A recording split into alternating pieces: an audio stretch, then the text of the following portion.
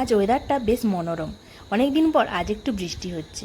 সন্ধেবেলায় চা আর সিঙ্গাড়া খেয়ে উঠে আশিন বলল, আজ একটু মটন আনি, তাহলে বৃষ্টির রাতে ডিনারটা বেশ জমে যাবে। আর হ্যাঁ, মটন কষা কিন্তু খাবো না, মটনের একদম টেলটেলে ঝোল খাবো। অজ্ঞাতা বরের আবদারে মটনের একদম পাতলা ঝোল বানাতে লেগে গেলাম। তবে আজ আমি রান্নাটা প্রেসার কুকারে আর একদম কম তেলে রান্না করব, কারণ মটনে অনেকটাই চর্বি ছিল। যাই প্রথমে আলুগুলো ভেজে তুলে রেখে দিলাম। এরপর অল্প একটু তেল দিয়ে দিলাম গোটা গরম মশলা, শুকনো লঙ্কা, তেজপাতা, আর দিলাম কুচনো পেঁয়াজ। পেঁয়াজটা হালকা ব্রাউন হয়ে যেতে দিলাম আদা রসুন বাটা আর টমেটো। একটুখানি কষিয়ে নিয়ে দিয়ে দিলাম লঙ্কা আর হলুদ গুঁড়ো আর লবণ। যেহেতু গুঁড়ো মশলা অ্যাড করেছি তাই যাতে ধরে না যায় সেহেতু একটু জল অ্যাড করলাম। মশলাগুলো ভালো করে কষানো হয়ে যেতে দিয়ে দিলাম আগে থেকে ম্যারিনেট করে রাখা মাটন। এরপর 5 থেকে 10 মিনিট ভালো করে কষিয়ে জল দিয়ে দিলাম, আর প্রেসার কুকারে ঢাকনা দেওয়ার আগে দিয়ে দিলাম কয়েকটা কাঁচা লঙ্কা। এরপর 3টে সিটি দিয়েই তৈরি হয়ে গেল আমার মটনের তেলটেলে ঝোল। এই যে দেখো কত সুন্দর কালার এসছে।